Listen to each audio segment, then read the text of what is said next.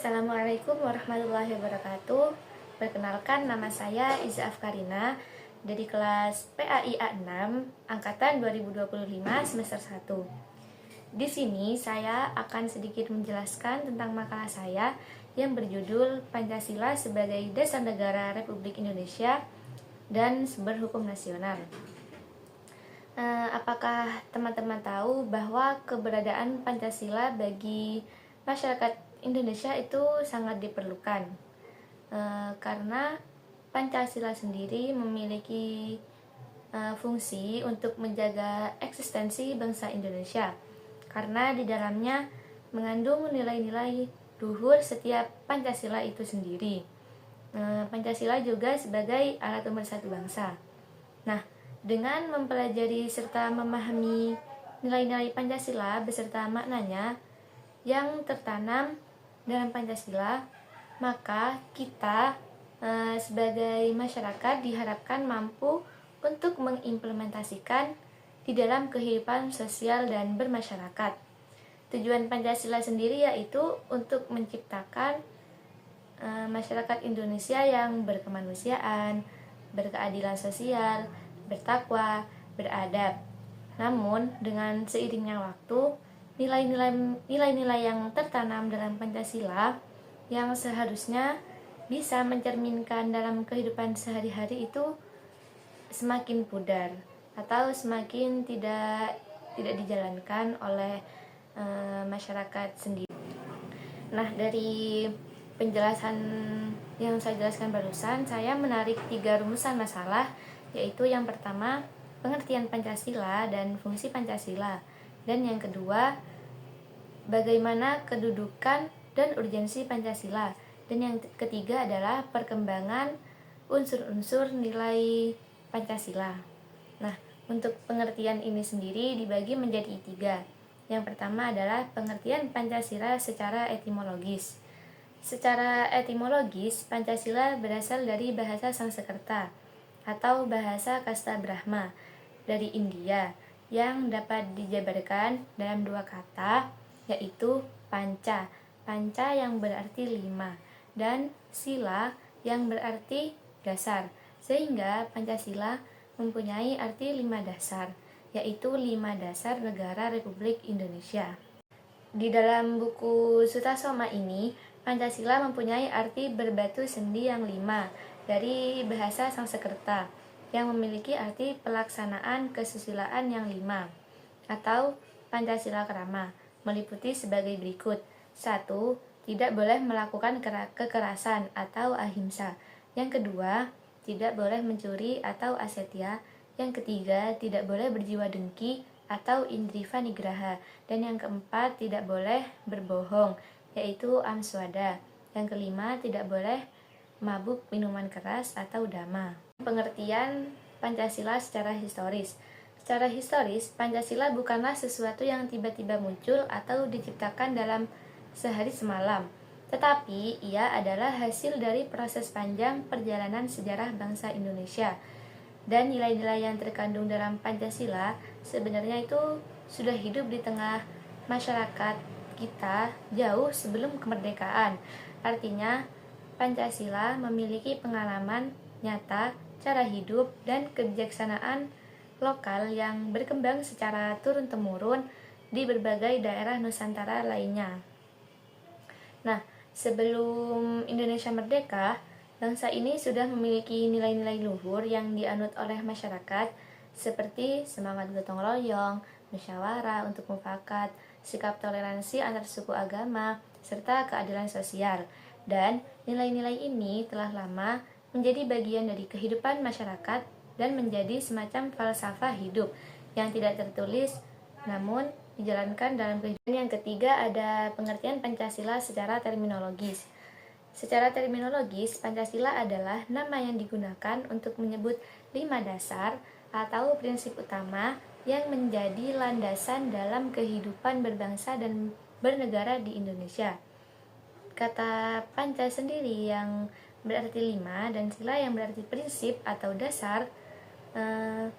Jadi secara harfiah, Pancasila bisa diartikan sebagai prinsip 5 dasar negara Namun, lebih dari sekedar arti katanya, secara terminologis ini, Pancasila merujuk pada 5 nilai luhur yang telah dirumuskan oleh para pendiri bangsa. Kelima ini bukan hanya berlaku dalam hukum atau pemerintahan, tetapi juga dalam hubungan sosial, budaya, bahkan kehidupan sehari-hari. Yang kedua ada fungsi Pancasila. Fungsi Pancasila sendiri memiliki dua fungsi, yaitu fungsi umum dan fungsi pokok Pancasila. Nah, fungsi umum sendiri memiliki dua fungsi, yaitu yang pertama sebagai Pancasila sebagai pandangan hidup bangsa, dan yang kedua Pancasila sebagai sumber hukum nasional. Yang fungsi pokok sendiri juga memiliki dua fungsi, yaitu sebagai pandangan hidup bangsa Indonesia dan sebagai dasar negara. Untuk pembahasan yang kedua yaitu kedudukan dan urgensi Pancasila. Kedudukan Pancasila sebagai dasar negara, yang artinya semua hal yang berkaitan dengan kehidupan berbangsa dan bernegara harus berpedoman pada nilai-nilai yang ada dalam Pancasila.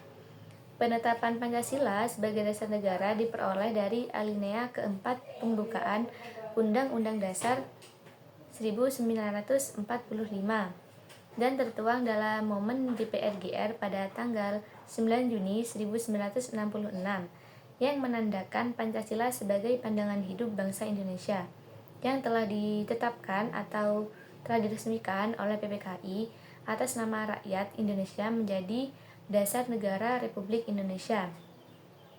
Pancasila juga merupakan hasil dari kesepakatan seluruh rakyat Indonesia dan telah dirumuskan melalui proses yang panjang atau melibatkan berbagai kelompok masyarakat.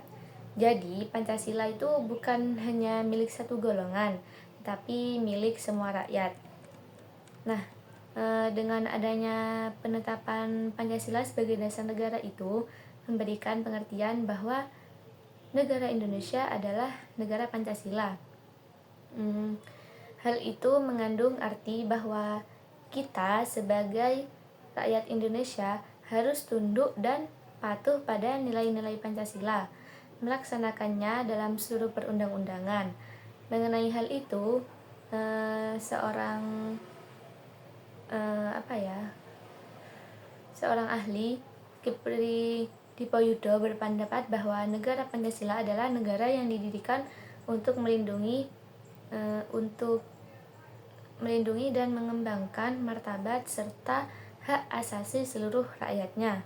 Nah, negara ini menjunjung nilai-nilai kemanusiaan, keadilan, dan persatuan, dan memiliki tujuan agar setiap orang bisa hidup layak, berkembang secara sejahtera lahir batin, dan memperoleh pendidikan.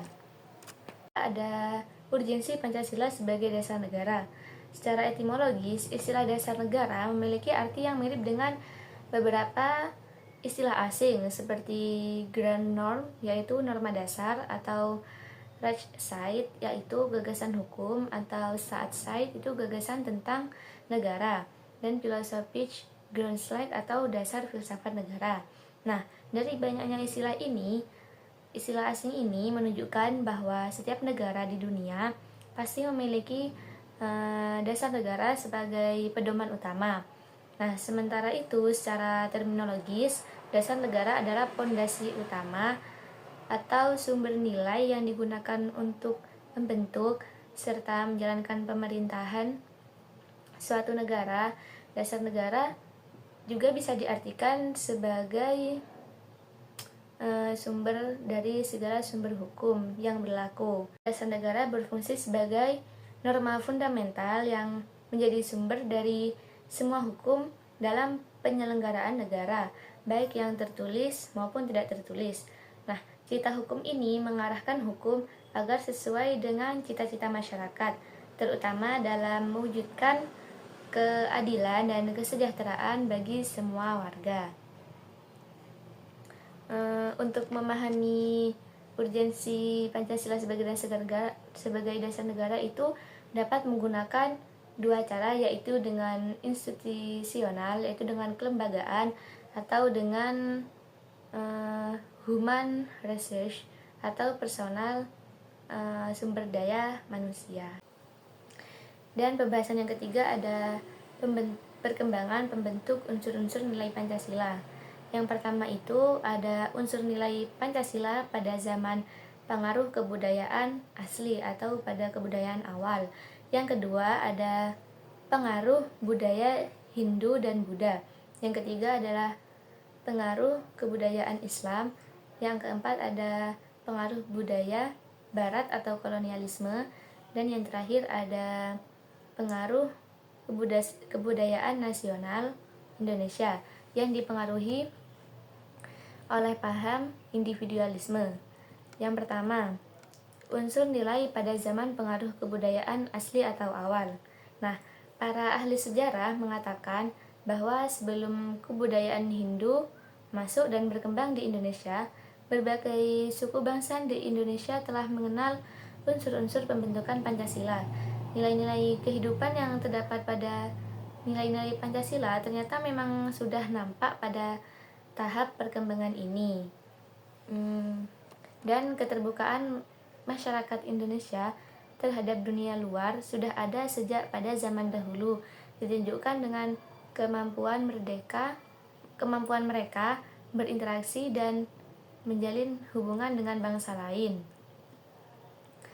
Dan meskipun semua hal ini menunjukkan bahwa nilai-nilai asli yang menjadi dasar Pancasila sudah tumbuh dan berkembang sebelum masuknya pengaruh luar, sejak awal bangsa Indonesia sudah memiliki nilai-nilai luhur yang kemudian menjadi fondasi dalam pembentukan Pancasila.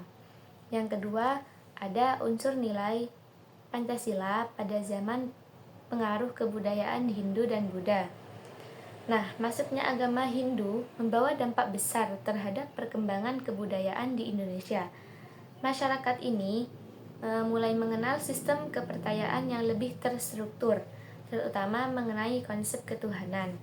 Nah, agama Hindu ini memperkenalkan dewa-dewa seperti Brahma, Wisnu, dan Siwa, serta ajaran kehidupan mengenai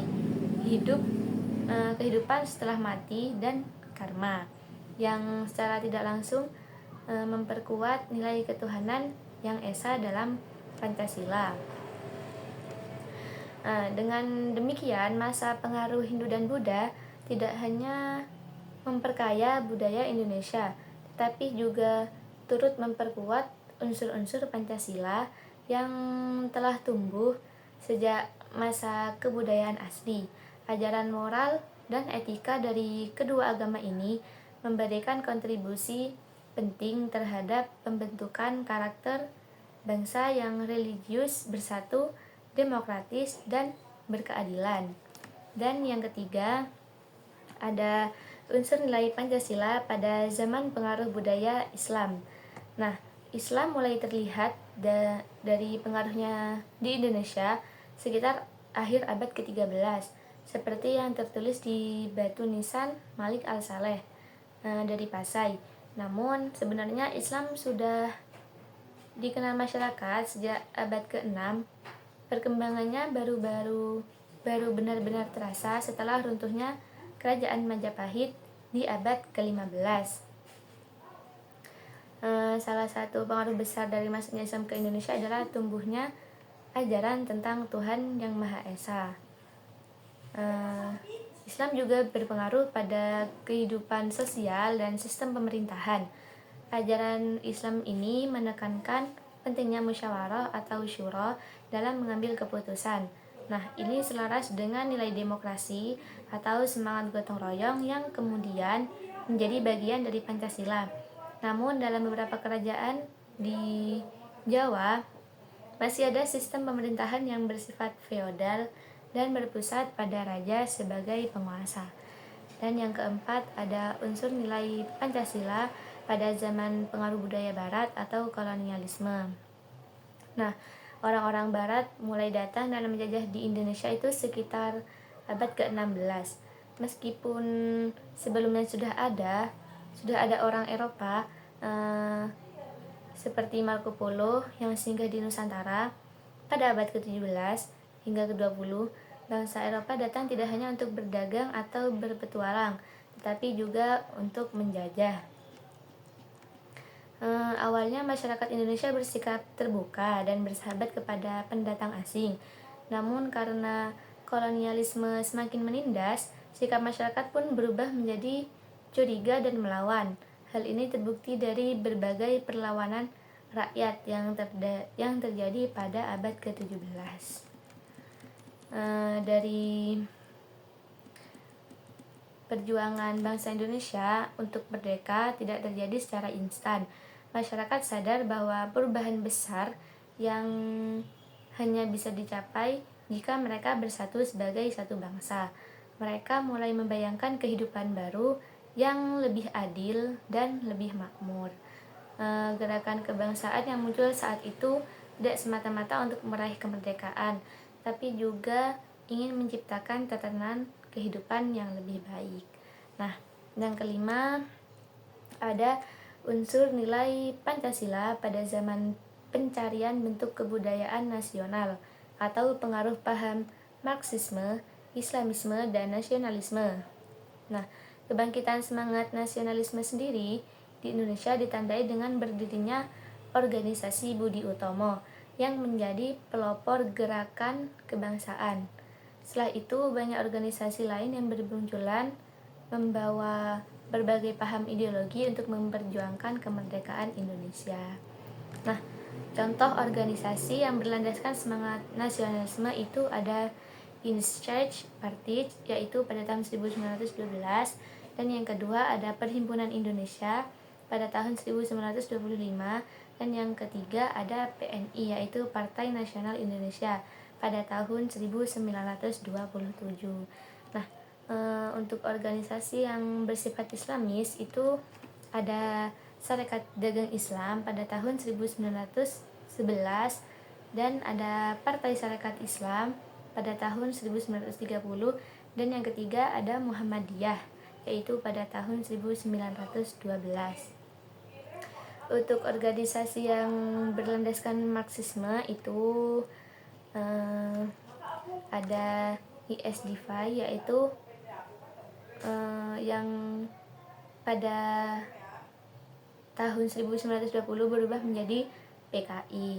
Nah, pada masa ini bangsa Indonesia sedang mencari jati dirinya dan bentuk budaya nasional yang sesuai dengan nilai kemanusiaan atau nilai kebersamaan, nilai keadilan, juga nilai kemerdekaan.